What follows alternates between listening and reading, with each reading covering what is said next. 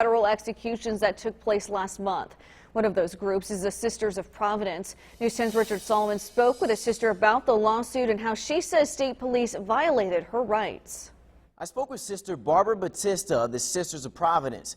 She says state police violated their First Amendment right by not providing them a satisfactory location for federal executions. The Sisters of Providence are supporting a lawsuit against the Indiana State Police. They released a statement in support of the lawsuit filed by the American Civil Liberties Union of Indiana, or ACLU. Sister Barbara Batista was at the protest. We felt like we were being unduly limited, and we wanted to be physically as close as we possibly could be to that site. The lawsuit claims how state police forced protesters miles away from the prison.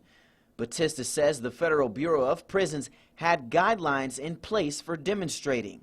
The process that they set up for us was to meet in a city park in Terre Haute several hours before a scheduled execution. The heat and humidity and not free access to your own vehicle, where we felt like it was unsafe. This was one of the areas.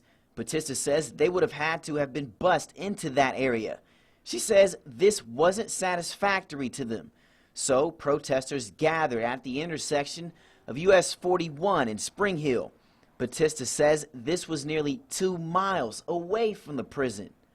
This was as good as we could get with having our own freedoms and our own liberty to come and go and get out of the heat and get into some shade. The lawsuit requests the U.S. District Court of Southern Indiana enter an injunction. Batista says they want to be able to protest immediately outside of the main entrance of the prison. To be limited in that regard I was disappointed. We want to keep sending that message. The next federal execution in Terre Haute is scheduled for later this month. Batista says they do plan to protest that one as well. Back to you.